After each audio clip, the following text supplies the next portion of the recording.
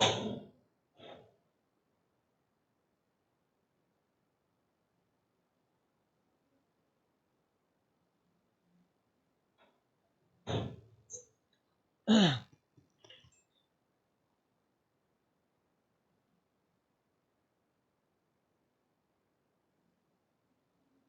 Start करते हैं। Root blowers देखा था, the components of VCRS system. First of all we have seen the different compressors which are differentiating between reciprocating and rotary kind of compression। वहाँ पे root blowers देखा हमने। Okay, ये उसका कुछ एनिमेशन था। उसमें तीन टाइप, जो तीन लोब्स वाले भी रूट ब्लोअर्स आते हैं वो भी हमने देखे, जहाँ पे आपका जो कंप्रेशन होगा वो ज़्यादा मात्रा में होगा। उसके बाद स्क्रू कंप्रेशर देखा, isn't it? उसके बाद वैन कंप्रेशर देखा हमने।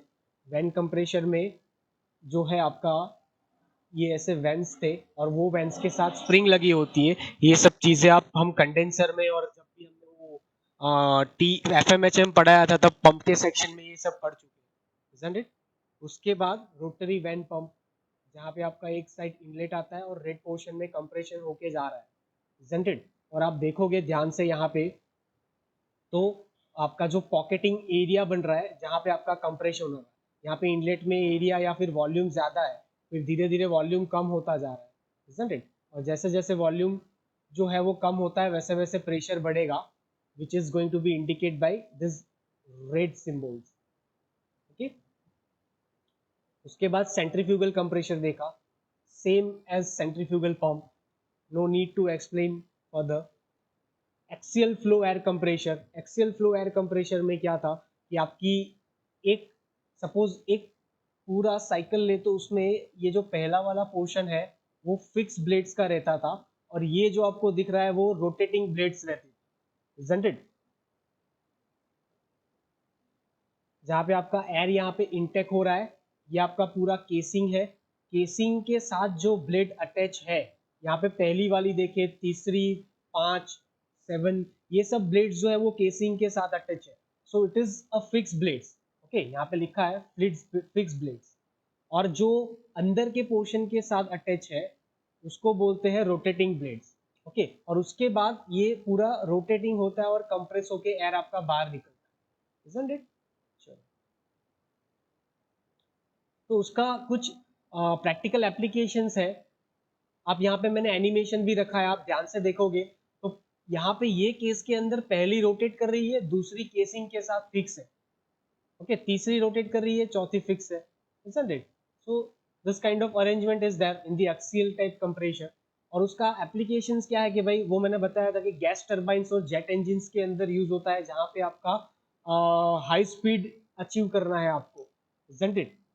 ब्लास्ट फर्नेस और ऐसे बहुत सारे एप्लीकेशंस है, स्पेशली इन दी आपका स्पेस शटल है, ऐसे काइंड एरोस्पेस में, मतलब एरोस्पेस के अंदर बहुत ही ज्यादा इसका यूज होता है। ओके, चलो, तो ये कुछ क्वेश्चंस थे जो आपकी तरफ से आए थे, जिसमें ये क्वेश्चन था what type of compressor is used in the domestic refrigerator. तो इसका ये आंसर है ना? तो ये हमने डिस्कस किया था, मैंने कल बोला था कि भाई आपका जो डोमेस्टिक रेफ्रिजरेटर है उसमें मोस्टली मोस्टली आपका रेसिप्रोकेटिंग कंप्रेशर यूज होता है, और जहाँ पे आपका स्पेस बहुत ही ज्यादा है वहां पे आप रोटरी कंप्रेशर यूज करेंगे, isn't it? So generally we are using the reciprocating compression। ये कुछ कंपैरिजन था रेसिप्रोकेटिंग और रोटरी कंप्रेसर का, which is out from the syllabus, but somewhat it is affect the real life situations, that is why I have here put it on। don't worry, just take a screenshot, I am going further। Next question आपकी ओर से आया था कि what is difference between inverter and non inverter AC. Okay, so biggest difference ये है, जो दुर्गेश ने बताया था वही बिगेस्ट डिफरेंस है कि motor of the inverter compressor has a variable speed. Inverter compressor जो होता है उसकी जो मोटर होती है it has a variable speed. Okay, and the speed of non inverter compressor is fixed. It is a basic and main difference between inverter and non inverter AC. So इसका meaning ये हुआ it operates इधर at full और minimum speed, मतलब कि आप inverter AC में जाओगे तो कोई भी स्पीड वेरी करके आप जो कंप्रेसर है वो चला सकते हो, isn't it? जिससे आपके कंप्रेसर पे लोड डिक्रीज होगा और अल्टीमेटली आपका इलेक्ट्रिसिटी बिल कम है. Okay? और you ultimately may save the energy. Okay, look, the word saving energy is most important in today's world. Let me tell you this, because सभी जगह पे अगर एसी या ऐसी कोई भी इलेक्ट्रिकल चीज, इलेक्ट्रॉनिकल चीज जो अगर बनती है हमारे यहाँ, मैन्युफैक्चर होती है, तो उसके पीछे मेन फैक्टर ये है कि आपका इलेक्ट्रिसिटी सेव होना चाहिए. अगर आप एनर्जी सेव नहीं कर रहे हो तो क्या होता है कि आप गवर्नमेंट जो है उसको अलाउ ही नहीं करते. That is why they have set some standards. Okay, ये स्टैंडर्ड्स के बारे में भी बहुत कुछ है पढ़ने को. जैसे आपके फ्रीज में one star, two star, three star, four star, five stars आता है, isn't it? उसी तरह एसी में आता है. So this ultimately affect this saving the energy. So ये एक अलग टॉपिक जाता है ना, लेकिन कोई बात नहीं, इसके बारे में बहुत डीप में नहीं जाना.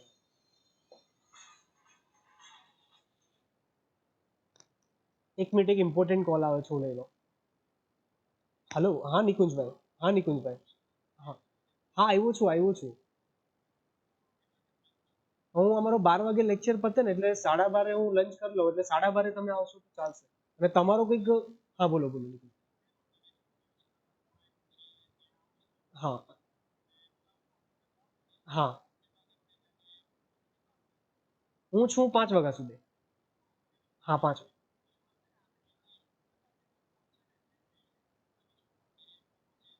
હા બરોબર. હા એ તો છે. હા હા એ તો છે. હા વાંધો નહીં, હું આવ્યો જ છું, કોલેજ પર જ છું. ઓકે ઓકે ચલો.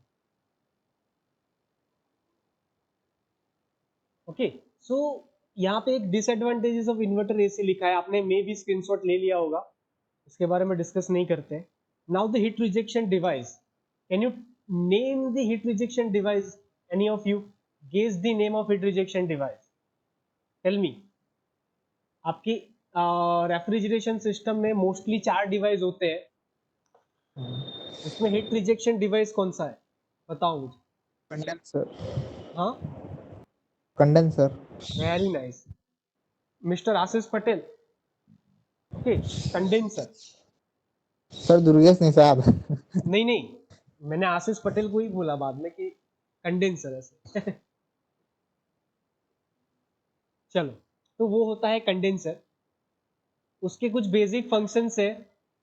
Not not need to go for a deep detail, but some basic information we are going to see right now, because we have seen in the fourth semester, we can assume that.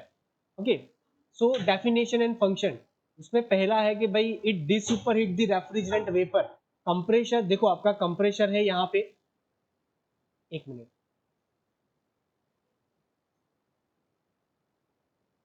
ये जो है वो आपका compressor है, isn't it? उससे आपको delivery मिलके जाएगा आपके कंडेंसर के अंदर. कहाँ पे जाएगा? एक मिनट, वो जाएगा आपके कंडेंसर के अंदर, isn't it? वो कंडेंसर में एक्चुअली क्या होगा कि जब वो कंप्रेसर के आउटलेट में निकलेगा तब वो सुपर हीटेड फॉर्म में होगा. It is in the super heated form. So basic function of this condenser is to desuperheat. Okay, वो डिसुपरहीट करेगा और जनरली लिक्विड फॉर्म के अंदर ले आएगा, है ना. And second function is here, changes the phase from vapour to liquid. Obviously वो लिक्विड फेज में ले आएगा रेफ्रिजरेंट को, है ना. Third one is subcooling. वो सबकूलिंग करेगा, subcool the liquid refrigerant if required. Look, हमने जब डायग्राम यहाँ पे पढ़ा था, पीएच डायग्राम, तब हमने डिस्कस किया था पीएच डायग्राम में कि वो जब कंडेंसर से बाहर निकलेगा आपका रेफ्रिजरेंट, तब यहाँ पे थोड़ा वो यहाँ से हमने बाहर निकाला था, isn't it? ये पोर्शन जो बाहर था, it is called as a subcooling, and I have given one example of subcooling. Okay, so ultimately it helps to do this subcooling, which ultimately helps to increase the COP. Okay, and another point is selection of condenser. यहाँ पे selection of condenser, it depends on some, 1 minute. एक minute, wait करना भाई, यहाँ पे stop करना पड़ेगा.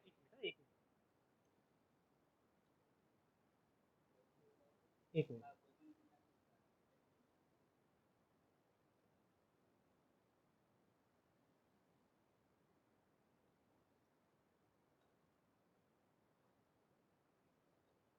नहीं करेंगे।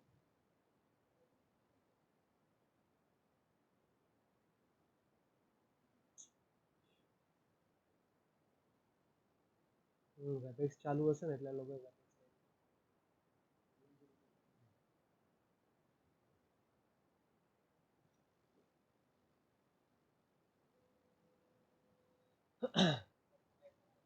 ओके ओके फिर से स्टार्ट करते हैं।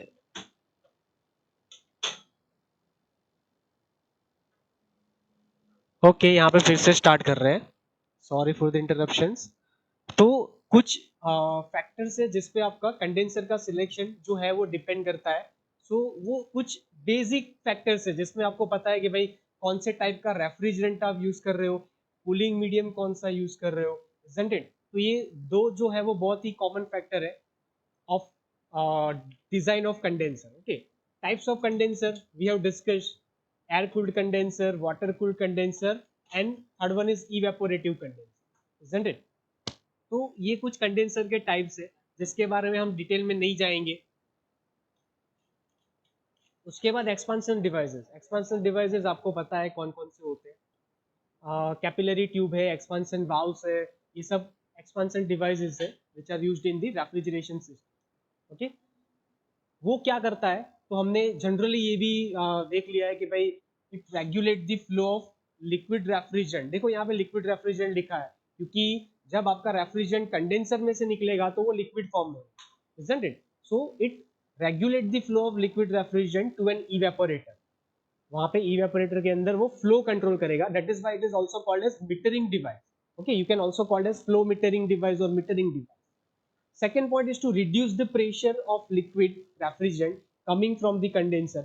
वो कंडेंसर में से जो रेफ्रिजरेंट निकलता है उसका भी प्रेशर रिड्यूस करेगा। आपको पता है एटोमाइजेशन जैसा होता है, वो मैंने ऑलरेडी एक्सप्लेन किया था। It reduces the pressure, drastically reduces the pressure. Wait, हाँ एक मिनट और फिर से वेट करना पड़ेगा।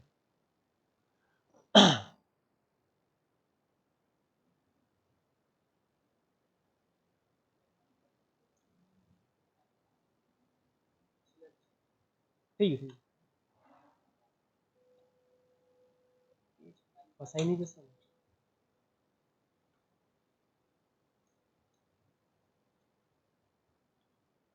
કાર્ટ્રિજ નવી નાખ। શું હતો પ્રોબ્લેમ? અચ્છા, તો પાછી ઢીલી થઈ જશે કાર્ટ્રિજ? પાછી ઢીલી થઈ જશે કાર્ટ્રિજ? ઓકે, તમે એક પેકેજ મૂકો ક્યાં છે? ઓકે, એવું છે તો વાંધો નહીં, તો હાથથી થવાનું જ નહીં। બરોબર, હા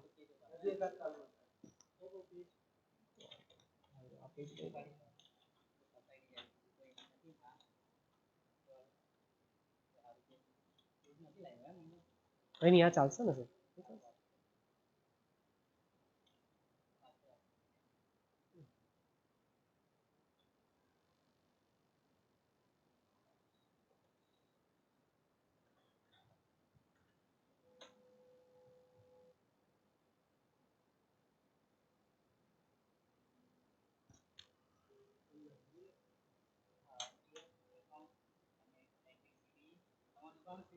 मैकेनिकल मैकेनिकल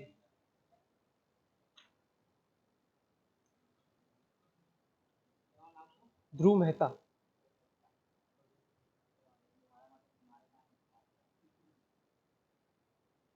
છોકરાઓ પ્રિન્ટર રિપેર કરવા આવ્યા છે ને એટલે આજે થોડું 5 મિનિટ તમને ડિસ્ટર્બન્સ થયું છે, બરોબર?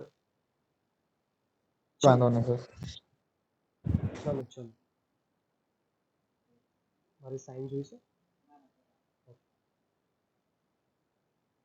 Okay, so we are on the third point, to maintain the desired pressure difference between high and low pressure side। देखो यहाँ पे high and low pressure side क्यों बोला है वो हमने डिस्कस किया था कि भाई आपका जो कंप्रेसर के बाहर निकलेगा वो हाई प्रेशर वाला होगा, और एक्सपांशन डिवाइस एक ऐसा पार्ट है रेफ्रिजरेशन का कि वो आपका प्रेशर जो है वो ड्रास्टिकली रिड्यूस करेगा, isn't it? तो वो डिफरेंशिएट करता है आपको, आपके प्रेशर को in between high and low pressure. Fourth point is to maintain the desired, okay, the desired rate of flow, and last point is to control the flow of refrigerant according to the variation of load. Okay, वो flow को control करेगा। Ultimately ये सब एक ही चीज है, लेकिन आपकी बुक में ऐसा लिखा है तो मैंने लिखा, लेकिन अल्टीमेटली तो ये एक ही चीज है। ओके, ये मैंने सब आपकी बुक से ही लिया है। Okay, type of expansion devices, तो पहला है कैपिलरी ट्यूब। देखो मैंने सिर्फ दो डिवाइसेस की बात की थी कि भाई कैपिलरी ट्यूब और एक्सपेंशन वाल्व, इजंट इट, इसकी बात की थी। लेकिन कुछ और भी है जो पहले यूज होते थे, जैसे हैंड ऑपरेटेड एक्सपेंशन वाल्व था, कांस्टेंट प्रेशर और automatic expansion valve, low side float, high side float, and most important device which is generally used right now in current situation is capillary tube and thermostatic expansion, isn't it? चलो तो आगे बढ़ते हैं।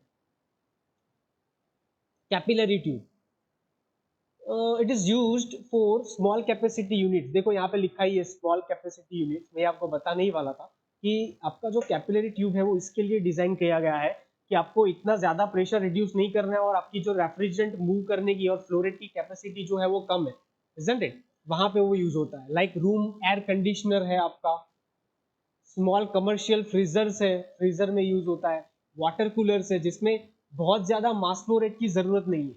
Okay, तो ये सब छोटी छोटी कैपेसिटी वाले रेफ्रिजरेटर्स, डोमेस्टिक रेफ्रिजरेटर्स, इसमें भी कैपिलरी ट्यूब यूज होती है। आप अपना फ्रिज के नीचे का पोर्शन निकालोगे, देखोगे तो उसमें कैपिलरी ट्यूब होगी। ओके, अब ये कैपिलरी ट्यूब मैंने दिखाई थी उस दिन आपको, तो इसीलिए मैं इसमें बहुत ज्यादा ऐड नहीं कर रहा हूँ। इसमें मटेरियल कौन सा यूज होता है, तो भाई कॉपर ट्यूब यूज होता है। मैंने ये तक बताया था कि why we are going for the copper tube, okay, because of thermal conductivity.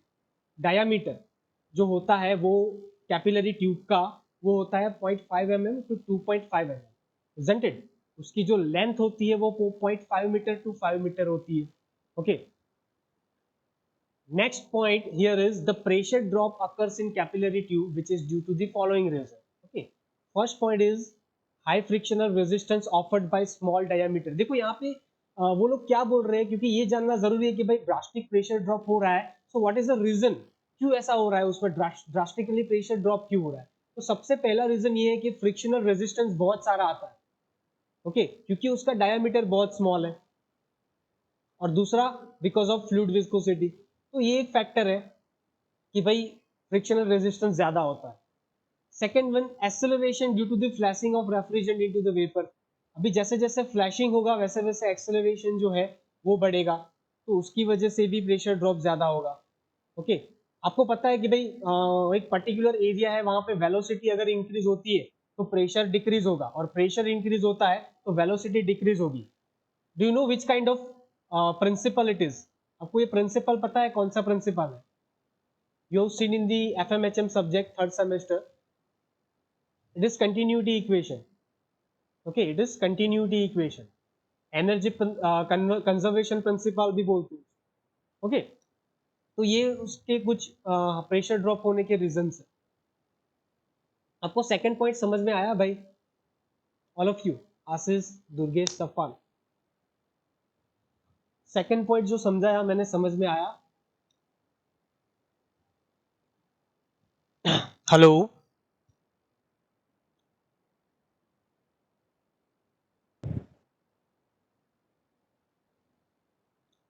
Durgesh, Ashish, सफान।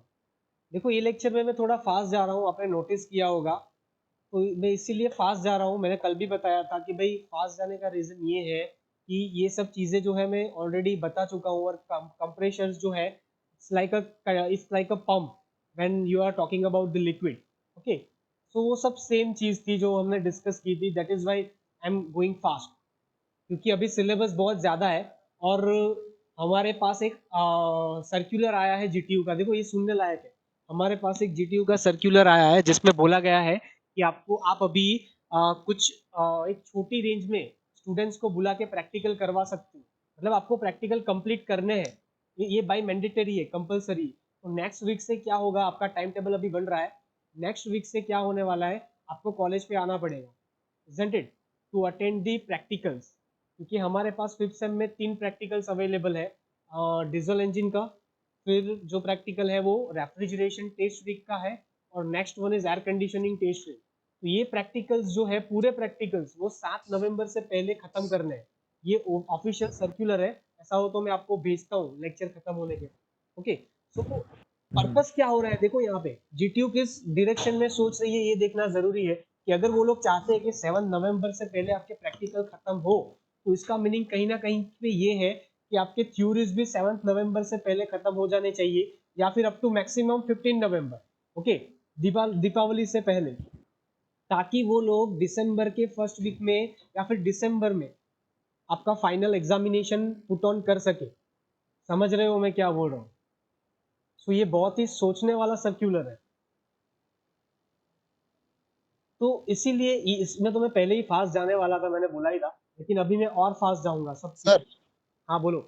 Sir આપણે પ્રેક્ટિકલ થાય પછી ફાઇલ બી લખવામાં આવશે ને, ફાઇલ બી લખવું પડે ને સર? ઓબ્વિયસલી બધું જ કરવાનું છે, કઈ જ નથી રહેવા દેવાનું। જે તમે ઓફલાઈન કરો છો એ બધું જ કરવાનું થશે તમારે, કારણ કે એક એક વસ્તુના હા માર્ક્સ જશે। હા, એ વાત અલગ છે કે હમ તમારા મગજમાં એવું ચાલે છે કે કોલેજ તરફથી તો કોઈ ડિસિઝન નથી લેવાતા આમ તેમ, બરોબર, કારણ કે અમે અમારા હાથ ઊંચા કરીશું ને તો પછી શું થશે ખબર, તકલીફ થશે। સર પણ ટ્રેનો બી નથી ચાલુ ને સર, તો આમાં પ્રોબ્લેમ થશે સર, હા, એ ટ્રેન બધા બી છે, ક્યાં ચાલુ છે એ સર? અમુક ઓરિજિનલ ઇશ્યુઝ છે, એ મને ખબર છે, એ આપણે જોઈશું। સર સર ઓનલાઈન તો લેક્ચર ચાલુ જ રહેશે ને 15 પછી બી? ઓનલાઈન લેક્ચર્સ ચાલુ રહેશે, પણ જો મેં તમને કીધું ને કે 7 નવેમ્બરે એ લોકો વિચારતા હોય કે ભાઈ તમારું પ્રેક્ટિકલ સેશન કમ્પ્લીટ થવા જોઈએ, એનો મતલબ શું થયો, પ્રેક્ટિકલ ક્યારે કમ્પ્લીટ થાય, જ્યારે તમારી થિયોરી કમ્પ્લીટ થાય, સમજો છો? પહેલા થિયોરી ચાલે પછી પ્રેક્ટિકલ થાય, હા મતલબ એ લોકો એવું કહેવા માંગે છે કે તમે બધું ખતમ કરો, આપણે ડિસેમ્બરમાં એક્ઝામ ગોઠવીશું। હું તમને એકચ્યુઅલી એવું કહેતો હતો કે આપણે ખબર વચ્ચે વાત થયેલી કે મને એવું લાગતું હતું કે જાન્યુઆરીમાં એક્ઝામ થશે, પણ હવે એવું લાગે છે હા કે હા ડિસેમ્બરમાં લઈ લેશે તમારી ફાઇનલ। હમ હમ હમ આવું છે બધું,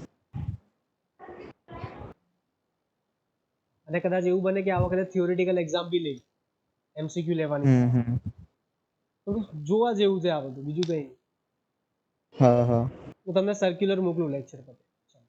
સારું બીજો ટોપિક ના સમજાયો તો કહો, ચલો હું આગળ વધું। એના પછી હેન્ડ ઓપરેટેડ એક્સપાન્શન વાલ્વ છે, એની અંદર એક નીડલ વાલ્વ હોય। હવે મેં needle valve word put on કર્યું એટલે તમારે સમજી જવાનું કે નીડલ વાલ્વ કેવી રીતના વર્ક કરે। હવે બરોબર, આ સમજાવવાની મારે જરૂર નથી, how needle valve works. As the needle valve works, pressure is going to be decreases and increases.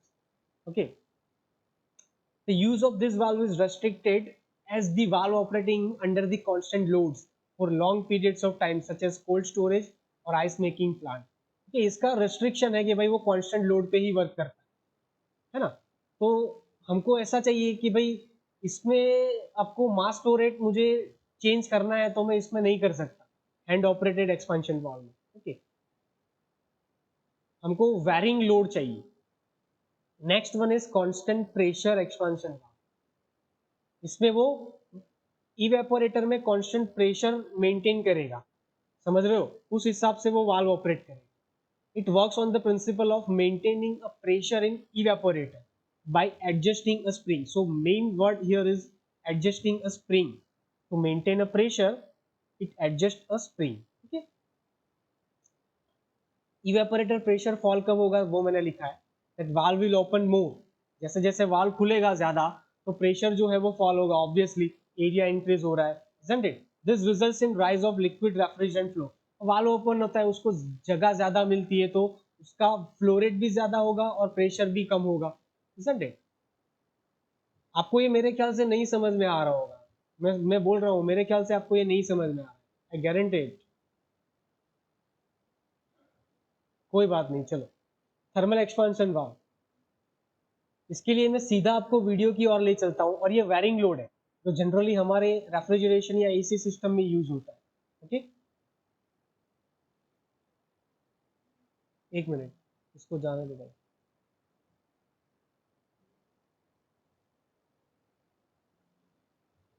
TXV means thermal expansion valve. Okay, उसका कुछ ऐसा सिस्टम है,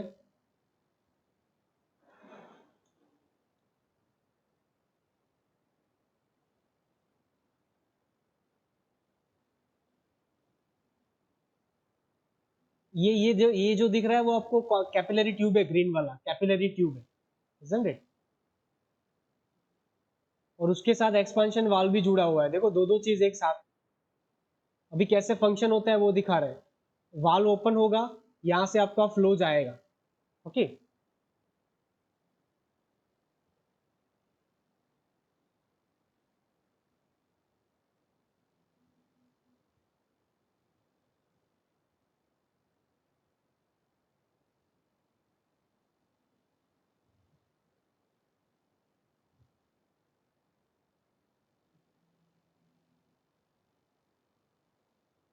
यहाँ पे एक डायफ्राम होता है, एक मिनट आपको मतलब देखो, यहाँ पे क्या है कि इवेपोरेटर का जो प्रेशर है उसके अकॉर्डिंगली आपका थर्मल एक्सपांशन वाल्व वर्क करता है, isn't it?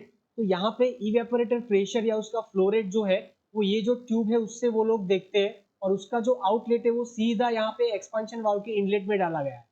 तो जैसे वहां पे आउटलेट कम होगा, ये जो यहाँ पे डायफ्राम है वो खुलेगा, और डायफ्राम खुलेगा तो आपका वाल्व खुलेगा, isn't it? डायफ्राम पे प्रेशर आएगा। आपको पता है डायफ्राम कैसे वर्क करता है ना, यहाँ पे ये डायफ्राम है, अगर उस पर प्रेशर आ रहा है तो वो कुछ इस तरह से हो जाएगा, इलास्टिक मटेरियल होता है, isn't it? तो उससे वाल्व ओपन क्लोज होगा। तो वो कैसे हो रहा है वो आपको दिखाएंगे, वो देखो। देखो ये वाल्व ओपन हो रहा है,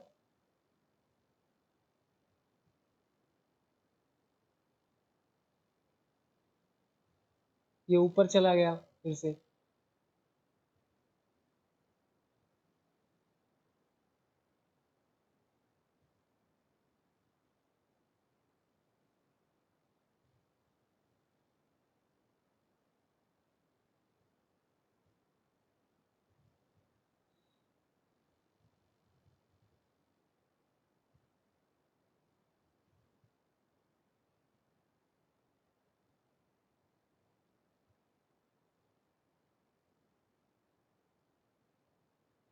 ये जो ग्रीन बल्ब है उसको सेंसिंग बल्ब बोलते हैं। क्या बोलते हैं? Sensing bulb. ये कहाँ पे है देखो, मैं आपको दिखाता हूँ। ये फिगर में जो सेंसिंग बल्ब है आपका, वो ये वाला है।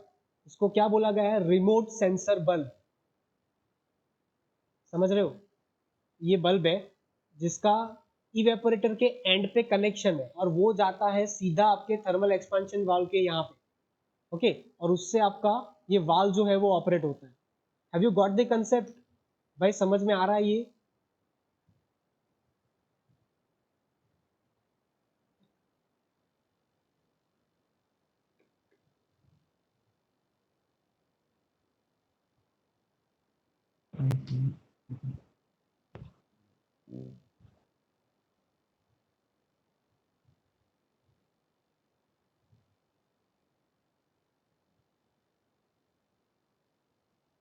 ડાયાફ્રામ જેટલું પુશ થશે, ડાયાફ્રામ જેટલું પુશ થશે એટલો વાલ્વ ઓપન થશે, isn't it?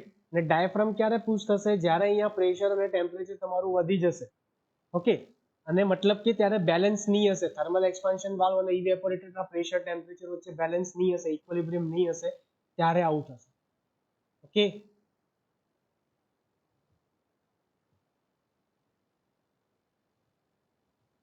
देखो प्रेशर अभी वो लोग रिड्यूस हो रहा है ऐसा बता रहा है, तो जैसे प्रेशर रिड्यूस हो रहा है वाल्व आपका बंद हो रहा है। समझ रहे हो?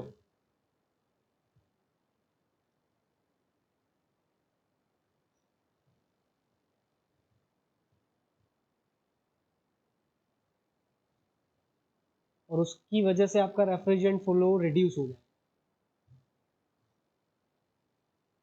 ओके, इनफ, इनफ है इतना। भाई नहीं समझ में आया हो तो बताओ ये वाला। हेलो,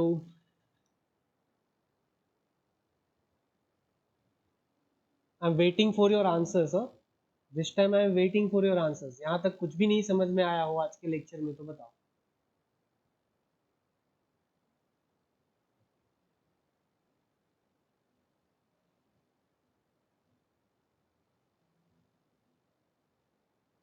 मिस्टर सफान, मिस्टर आशीष, मिस्टर दुर्गेश।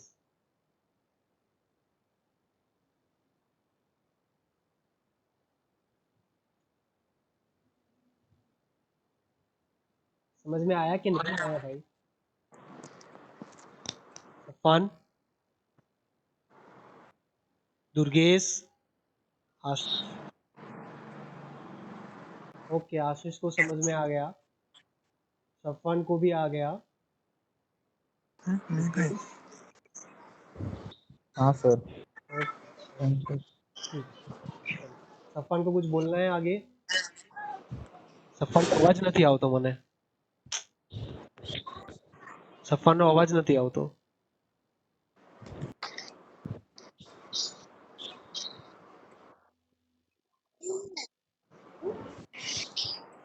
નથી આવતો અવાજ મને.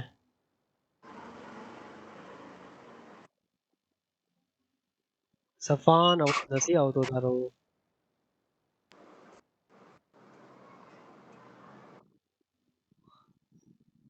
કઈ નહીં, મને વોટ્સએપ ટાઈપ કરી દેજે અથવા ટેક્સ્ટ કરી દેજે, બરોબર? કંઈક પ્રોબ્લેમ હોય તો.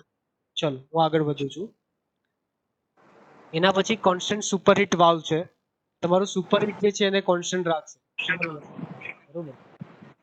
It controls the flow of refrigerant through the evaporator. Obviously general function है, in such a way that quality of vapor refrigerant leaving the evaporator will always be in superheated condition. देखो, हमने एक चीज discuss की थी जब हमने diagram देख रहे थे VCRS सिस्टम का, कि भाई आपके कंप्रेसर के अंदर मोस्टली सुपरहीटेड वेपर फॉर्म में आपका रेफ्रिजरेंट जाना चाहिए. तो यहाँ पे आपका एक्सपांशन वाल्व भी कहीं ना कहीं पे हेल्प कर रहा है, और वो कौन से टाइप का वाल्व है? वो है कांस्टेंट सुपरहीट वाल्व, जहाँ पे उसका फंक्शन ये है कि वो इवेपोरेटर से बाहर जब निकले आपका रेफ्रिजरेंट, तब वो सुपरहीट फॉर्म में होना चाहिए, isn't it? तो ये काम ये करता है.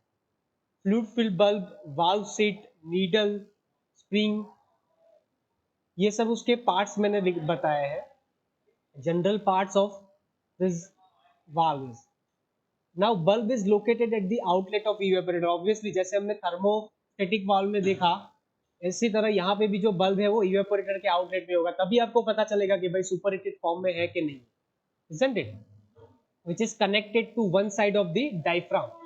And ultimately देखो, यहाँ पे आपका P3 जो है, which is pressure of liquid in bulb, मतलब कि आपका जो बल्ब है ये वाला, अगर मैं थर्मोस्टेटिक बल्ब की बात करूँ, थर्मोस्टेटिक वाल्व की, तो ये वाला यहाँ पे जो प्रेशर है उसको मैंने P3 बोला, isn't it? और यहाँ पे भी देखो, ये प्रेशर सीधा यहाँ पे जाएगा और वो नियरली ये बल्ब प्रेशर रहेगा. ओके, तो अगर ये प्रेशर पे है आपका, जिसको मैं P3 बोलूं, then this P3 is equal to P1 plus P2, where P1 is evaporator pressure and P2 is your service pressure. Okay, जहां पे वो आपकी पाइप में से जा रहा है.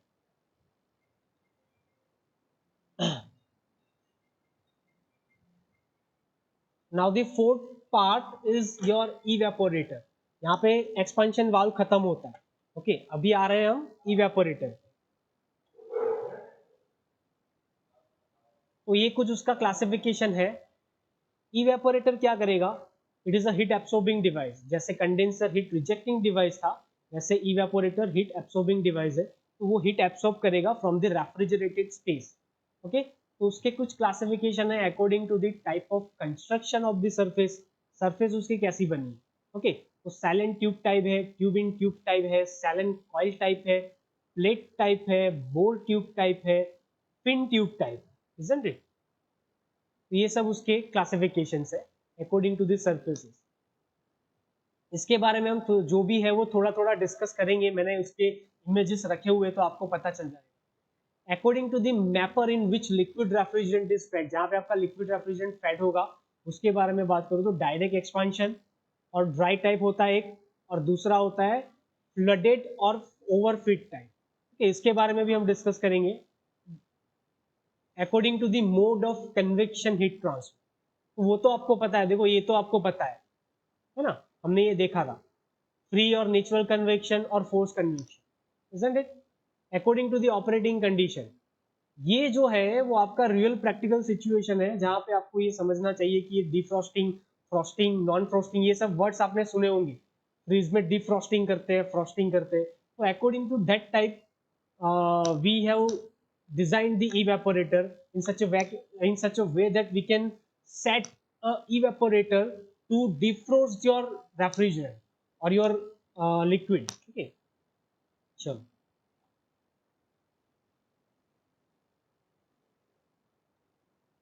ये एक जनरल फिगर बताया है मैंने, ताकि आपको पता चले कि क्या बोलते हैं कि कौन सी जगह पे, कौन से पार्ट्स पे कौन से प्रेशर, कितना प्रेशर और कितना टेम्परेचर है, isn't it? ये मैं इसीलिए नहीं बता रहा हूँ ताकि जब मैं मास्टर्स के लिए जा रहा, मतलब मास्टर्स के लिए अप्लाई किया था मैंने, तब मुझे इंटरव्यू में ये क्वेश्चन पूछा था।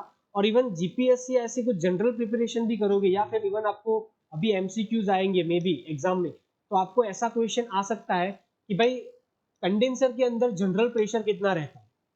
ओके, तो वो यहाँ पे मैंने दिखाया है, देखो कंडेंसर, ये कंडेंसर है मेरा, तो उसके अंदर जनरल टेम्परेचर प्रेशर दिखाया है मैंने। ओके, प्रेशर जो है उसका वो तो कंप्रेशर जितना ही रहेगा, थोड़ा बहुत लॉस होगा यहाँ पे क्योंकि पाइप्स आएगी तो, isn't it? हेलो सर हाँ बोलो दुर्गेश। सर આપણે જનરલ પ્રેશર એટલે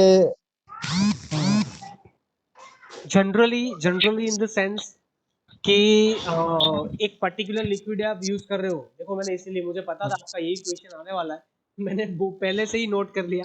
R134A के लिए है ना, तो मतलब ये पर्टिकुलर लिक्विड के लिए जनरली कितना प्रेशर और टेम्परेचर रहेगा, isn't it? હા હા ओके ને मुझे लगा ये સર क्वेश्चन એક आएगा। ક્વેશ્ચન हाँ बोलो ક્વેશ્ચન बोलो। આવ્યું છે हाँ हाँ दुर्गेश। આપણે જ્યારે સર રેફ્રિજરેટરમાં અંદરથી ટેમ્પરેચર ચેન્જ કરીએ हाँ તો સર કોમ્પ્રેસરની અંદર બી સર ફરક પડે ને हाँ हाँ કમ્પ્રેશનની સ્પીડમાં ને બધામાં ચેન્જ થઈ જાય, હમ है ना। હા સર हाँ चलो, तो ये कंडेंसर टेम्परेचर 35 डिग्री सेंटीग्रेड है। ओके, ओ इससे मुझे एक क्वेश्चन याद आया एक्चुअली, किसी ने मुझे कल, अच्छा सफ़ान ने क्वेश्चन किया था कि आपका जो एसी है, हम एसी के बारे में बात कर रहे थे, जिसमें एक क्वेश्चन किया था सफ़ान ने कि क्या था वो क्वेश्चन, कि जब एसी आपका बंद हो जाता है तब आपका कंप्रेशर वर्क नहीं करता, ऐसा कुछ क्वेश्चन पूछा था। जस्ट इट हाँ 5 मिनट्स रिमेनिंग। हाँ हाँ हाँ हाँ, तो उसके पीछे का रीजन जो है, वो जो भाई ने तुमसे बात की थी ना, वो कुछ अलग बात, मतलब ये क्वेश्चन से हम जो डिस्कस कर रहे थे उससे थोड़ा अलग था। ओके, સર मैं એમાં એવું હોય છે કે हाँ જ્યારે આપણે बोल सफान, बोल बोल बोल। લાઈટ જાય બરાબર, हाँ हाँ, પછી આપણે 5 મિનિટ પછી ચાલુ કરીએ ને એને, તો તારો ખાલી અવાજ એનો ઓછો ફેન આવે જ છે, ફરે. તારો અવાજ થોડો કોમ્પ્રેસ ઓછો આવે છે। જ્યારે આપણે મશીન ચાલુ કરીએ हाँ हाँ हाँ ત્યારે ખાલી એનો ફેન જ ફરે છે, કોમ્પ્રેસર બંધ જ હોય એવું. हाँ, એ છે ને, એમાં બી થર્મોસ્ટેટ આવે, થર્મોસ્ટેટ વિશે આપણે ડિસ્કસ કર્યું છે બરોબર। એ થર્મોસ્ટેટ એટલે એક ટેમ્પરેચર મેઝરિંગ ડિવાઇસ જેવું છે। થર્મોસ્ટેટ શું કરે કે ત્યાં હશે ને, તો એનું જે પહેલાનું ટેમ્પરેચર હશે એ ટેમ્પરેચર પર એ બંધ થઈ જાય। હવે સમજો, હા આ બધું સર્કિટ બ્રેકર છે, આ બધી ઇલેક્ટ્રોનિક સિસ્ટમ છે, which is generally cold as a circuit breaker, મેં આ ગૂગલ પર વાંચ્યું। તો એ સર્કિટ બ્રેકરનું જે થર્મોસ્ટેટ હોય એ પોઝિશન પર ઓફ થઈ ગયું હતું, એટલે ફરીથી જ્યારે સ્ટાર્ટ થાય ને ત્યારે એ ટેમ્પરેચર પર સ્ટાર્ટ થવાનું ટ્રાય કરે પણ એ થઈ નહીં શકે, એટલા માટે તમારું હા અંદરનું કમ્પ્રેશરને એ આગળ પાવર આપી નહીં શકે, સમજો છો, એટલા માટે એ હા બંધ થઈ જાય, એ ચાલુ નહીં બરાબર. થાય। તો એના માટેનું સોલ્યુશન બી મેં વાંચ્યું, શું કરવાનું, તમારું જે થર્મોસ્ટેટનું ઓન ઓફ નું સ્વિચ આવે એ ઓન કરી દેવાની, અથવા તો પછી તમારે જો મેઇન જ્યાં એસી નું કનેક્શન લાગ્યું છે ને ત્યાં જઈને મેઇન જે આપણું શું કહેવાય સ્વિચ આવે ને એ ઓફ કરીને ઓન કરવાની, એટલે એસી રિસ્ટાર્ટ થઈ જશે। Got it? યસ હા, બસ કંઈક એવું છે, હે ને। અને મારો ક્વેશ્ચન એકચ્યુઅલી આ નહીં હતો, મારો ક્વેશ્ચન એવો હતો કે ધારો કે એસી બંધ થઈ જાય તો ઓટોમેટિકલી કેમ ચાલુ નહીં થાય, ઓટોમેટિકલી વધશે, આમાં બહુ ઇમ્પોર્ટન્ટ। ચલો ધારો કે તમારી જે આ સિસ્ટમ છે એ પ્રોપર વર્ક કરે છે, તો તમે પાણી ભરતા જ નથી, બરોબર, એ કમ્પ્રેસર તો થર્મોસ્ટેટના લીધે ચાલુ થઈ બી ગયું, પણ એ વાત અલગ છે, વાત એ છે કે તમે પહેલા એસી તો ચાલુ કરવું જ પડે, એના માટે તમારે એસી તો ચાલુ કરવું જ પડે। ધારો કે તમે રાત્રે સૂઈ ગયા છો અને પાવર ગયો, કટ થઈ ગયો પાવર, પાવર ઓન તો તમારે એસી નો કરવો જ પડે, પછી કમ્પ્રેસર ચાલુ નહીં થાય તો એનું સોલ્યુશન મેં તમને કીધું, પણ પાવર ચાલુ જ ના થાય ત્યાં સુધી એ પ્રોબ્લેમ કેવી રીતના સોલ્વ થાય, બરોબર ને? તો એના માટે તમારે જાગવું જ પડે, ઓટોમેટિક સિસ્ટમ નથી આવતી। કોઈને ખબર છે ઓટોમેટિક સિસ્ટમ આવે છે કે નહીં, મને એ કહો। સર મારી ઈસી છે ને સર એમાં લાઈટ જાય તો પછી લાઈટ આવે ને તો ઓટોમેટિક જ ચાલુ થઈ જાય સર કઈ નહીં કરવું પડે એમાં શું વાત કરો? હા સર સર એ તો સ્વિચ ઓન હોય તો ચાલુ થઈ જ જવાનું ને. હા સર સ્વિચ ઓન તમારામાં સ્ટાર્ટર છે, સ્ટાર્ટર મૂક્યું છે? એટલે સર સ્ટાર્ટર એટલે એસી? હા, નહીં નહીં, એસી ની બહાર એક અલગથી સ્વિચ મૂકી છે જે ટ્રીપ થઈ જાય હાઈ કે લો વોલ્ટેજ થાય તો.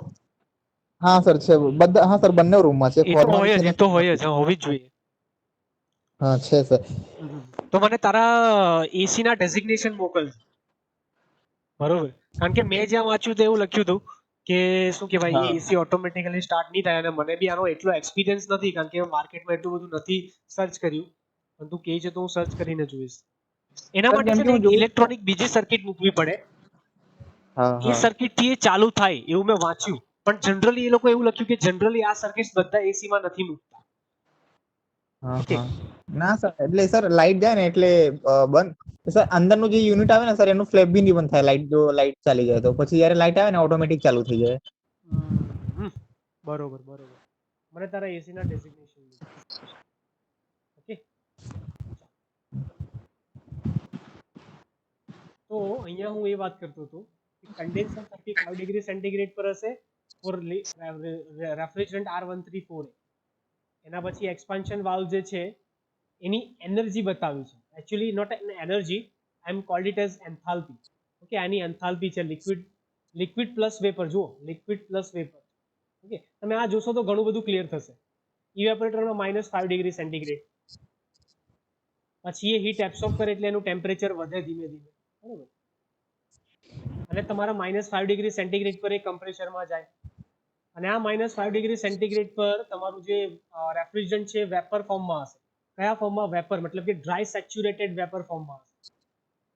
ઓકે, પછી કમ્પ્રેશરમાં જાય, કમ્પ્રેશરમાં પ્રેશર સીધું 8.87 બાર પ્રેશર થઈને બહાર નીકળે સુપર હીટેડ ફોર્મમાં, પછી એ જાય કન્ડેન્સર. ઓકે, તો આનો સ્ક્રીનશોટ લઈ રાખજો, તમને એમસીક્યુઝ માટે કામ લાગશે. એન્થાલ્પીસ છે, આ બધું ઘણું સારો એક ડાયાગ્રામ છે, ફિગર છે.